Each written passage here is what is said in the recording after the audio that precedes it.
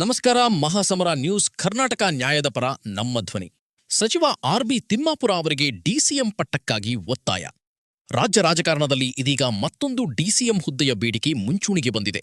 ಹಿರಿಯ ನಾಯಕ ಸಚಿವ ಆರ್.ಬಿ. ತಿಮ್ಮಾಪುರ ಅವರಿಗೆ ಉಪಮುಖ್ಯಮಂತ್ರಿ ಸ್ಥಾನ ನೀಡಬೇಕು ಎಂದು ಬಾಗಲಕೋಟೆ ಜಿಲ್ಲೆಯ ಬನಹಟ್ಟಿಯಲ್ಲಿ ಕಾಂಗ್ರೆಸ್ ಕಾರ್ಯಕರ್ತರು ಭರ್ಜರಿ ಬ್ಯಾಟಿಂಗ್ ಆರಂಭಿಸಿದ್ದಾರೆ. ಬಾಗಲಕೋಟೆ ಜಿಲ್ಲೆಯ ತೇರದಾಳ ಕ್ಷೇತ್ರದ ಬನಹಟ್ಟಿಯಲ್ಲಿ ಕಾಂಗ್ರೆಸ್ ನಾಯಕರು ಹಾಗೂ ಕಾರ್ಯಕರ್ತರು ಮಹತ್ವದ ಸಭೆ ನಡೆಸಿದ್ದಾರೆ. ಮುಧೋಳ ಶಾಸಕ ಹಾಗೂ ದಲಿತ ಸಮುದಾಯದ ಪ್ರಭಾವಿ ನಾಯಕ ಆರ್.ಬಿ. ತಿಮ್ಮಾಪುರ ಅವರಿಗೆ ಸಚಿವ ಸಂಪುಟದಲ್ಲಿ ತಕ್ಷಣವೇ ಡಿಸಿಎಂ ಪಟ್ಟ ನೀಡಬೇಕು ಎಂದು ಹೈಕಮಾಂಡ್ಗೆ ಆಗ್ರಹಿಸಿದ್ದಾರೆ. ದಶಕಗಳಿಂದ ಪಕ್ಷಕ್ಕಾಗಿ ದುಡಿದಿರುವ ತಿಮ್ಮಾಪುರ ಅವರು ದಲಿತರ ಧ್ವನಿಯಾಗಿದ್ದಾರೆ. ಅವರ ಸುದೀರ್ಘ ಆಡಳಿತಾತ್ಮಕ ಅನುಭವವನ್ನು ಪರಿಗಣಿಸಿ ಹೈಕಮಾಂಡ್ ಈ ನಿರ್ಧಾರ ತೆಗೆದುಕೊಳ್ಳಬೇಕು. ಒಂದು ವೇಳೆ ಈ ಬೇಡಿಕೆಯನ್ನು ಗಂಭೀರವಾಗಿ ಪರಿಗಣಿಸದಿದ್ದರೆ ಮುಂದಿನ ದಿನಗಳಲ್ಲಿ ರಾಜ್ಯಾದ್ಯಂತ ಉಗ್ರ ಹೋರಾಟ ಮಾಡುವುದಾಗಿ ಕಾರ್ಯಕರ್ತರು ಎಚ್ಚರಿಕೆ ನೀಡಿದ್ದಾರೆ. ಈ ಸಂದರ್ಭದಲ್ಲಿ ಕಾಂಗ್ರೆಸ್ ಪಕ್ಷದ ಪ್ರಮುಖ ಮುಖಂಡರು ಹಾಗೂ ಕಾರ್ಯಕರ್ತರು ಮತ್ತು ಮಹಿಳಾ ಮುಖಂಡರು ಭಾಗಿಯಾಗಿದ್ದರು. ತೀವ್ರ ಕುತೂಹಲ ಮೂಡಿಸಿದ್ದು ಹೈಕಮಾಂಡ್ ಹಾಗೂ ಮುಖ್ಯಮಂತ್ರಿಗಳು ಇದಕ್ಕೆ ಹೇಗೆ ಪ್ರತಿಕ್ರಿಯಿಸುತ್ತಾರೆ ಎಂಬುದನ್ನು ಕಾದು ನೋಡಬೇಕಿದೆ. ವರದಿ ಸಂತೋಷ್ ಪ್ರಕಾಶ್ ಹೊಸಮನಿ.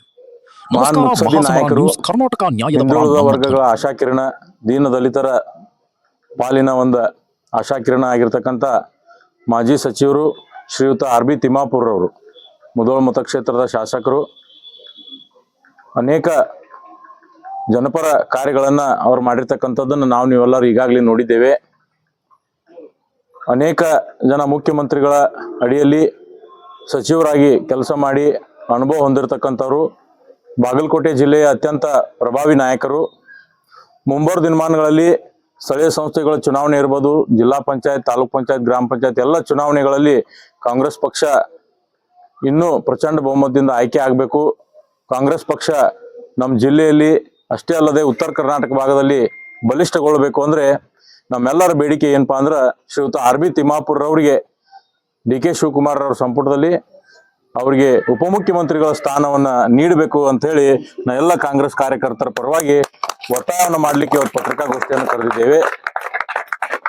ಹಿರಿಯ ನಾಯಕರಾಗಿರ್ತಕ್ಕಂಥ ಶ್ರೀಯುತ ಆರ್.ಬಿ. ತಿಮ್ಮಾಪುರ ಅವರಿಗೆ ಉತ್ತಮ ಖಾತೆ ಸಿಗೋದರೊಂದಿಗೆ ಉಪಮುಖ್ಯಮಂತ್ರಿ ಸ್ಥಾನ ಸಿಗ್ತದೆ ಅಂತಕ್ಕಂಥ ಭರವಸೆ ನಮ್ದಿದೆ.